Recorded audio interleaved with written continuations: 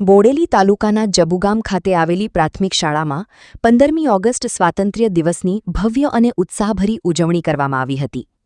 જબુગામ ગ્રામ પંચાયતના સદસ્ય વસીમભાઈ શેખના વરદ હસ્તે સવારે શાળાના પાટાગણમાં ધ્વજવંદન કરવામાં આવ્યું હતું અને રાષ્ટ્રગાન સાથે સમગ્ર વાતાવરણ દેશભક્તિના રંગે રંગાઈ ગયું હતું.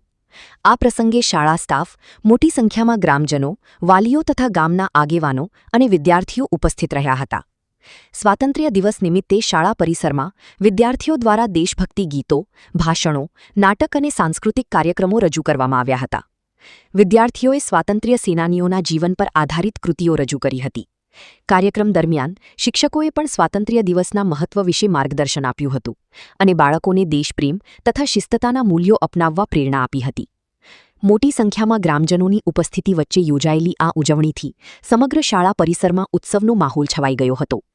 કાર્યક્રમના અંતે મીઠાઈ વિતરણ કરવામાં આવ્યું હતું અને સૌએ એકબીજાની સ્વાતંત્ર્ય દિવસની શુભેચ્છાઓ પાઠવી હતી. આશા ન્યૂઝ ગુજરાતી રિપોર્ટ ઝહીર સૈયદ, બોડેલી, છોટાઉદેપુર.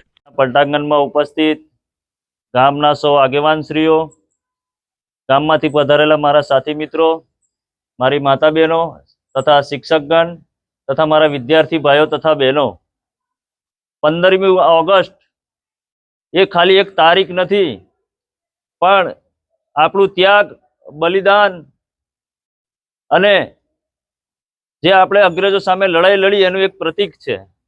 આ તારીખ ખાલી ભેગા થઈને છૂટું પડવાની તારીખ નથી.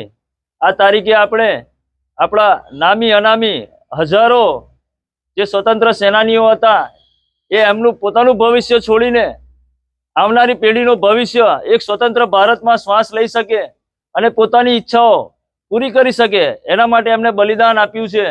ત્યારે આપણે એમની એ કુરબાનીને આજે યાદ કરીને એમને આજે નમન કરવાનો ટાઈમ છે. ત્યારે આપ સૌને સ્વતંત્ર દિવસની હાર્દિક શુભેચ્છાઓ પાઠવું છું.